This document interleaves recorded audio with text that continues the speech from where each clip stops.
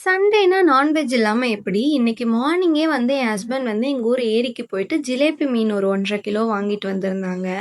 அத என் ஹஸ்பண்டே கிளீன் பண்ணி, வாஷ் பண்ணி குடுத்துட்டாங்க. என் வேல வந்து மீன் குழம்பு, மீன் வறுவல் செய்யணும் அவ்வளதான். இந்த YouTubeல பார்த்தா என்னென்னமோ வெரைட்டி வெரைட்டியா மீன் இருக்குன்றாங்க. அயில மீனுன்றாங்க, நகர மீனுன்றாங்க. எங்களுக்கு தெரிஞ்சதெல்லாம் ஒண்ணு ஜிலேபி, அது விட்டா கெண்டை, வராலு, பாறை, நெத்திலி, கவல, அது விட்டா சங்கரா மீன். இது மட்டும் தான் எங்க ஊர் சைடுல கிடைக்கும். வேற எந்த மீனும் நான் இதுவரைக்கும் ட்ரை பண்ணதும் இல்ல. ஏன் பார்த்தது கூட இல்ல.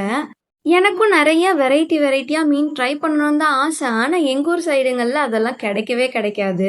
ஏரி மீன்ல எனக்கு வந்து ஜிலேபி மீன் தான் வந்து ரொம்பவே பிடிக்கும். ஜிலேபி மீன்ல முள் இருக்க தான் செய்யும். ஆனா, டேஸ்ட் அவ்ளோ சூப்பரா இருக்கும். அந்த மீன்ல குழம்பு செஞ்சாலும் அவ்ளோ டேஸ்ட்டா இருக்கும். வறுவல் செஞ்சாலும் அவ்ளோ சூப்பரா இருக்கும்.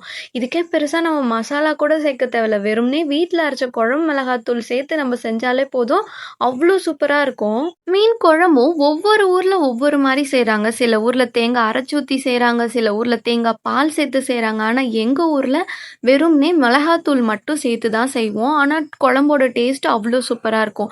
என் மாமியார் வந்து திருவாரூர். அவங்க ஊர் சைட்லலாம் பார்த்தீங்கன்னா, மாங்காய் சேர்க்காம மீன் குழம்பு செய்யவே மாட்டாங்க. ஆனா இங்க வந்து அவங்களுக்கு எங்க ஊர் ஸ்டைல் மீன் குழம்பு சாப்பிட்டு சாப்பிட்டு அவங்களுக்கே மாங்காய் போடுற மீன் குழம்பு வந்து இப்பலாம் பிடிக்கிறதில்ல. நீங்க எந்த ஊர்? உங்க ஊர்ல வந்து மீன் குழம்பு எப்படி செய்வாங்கன்னு கமெண்ட்ல ஷேர் பண்ணுங்க.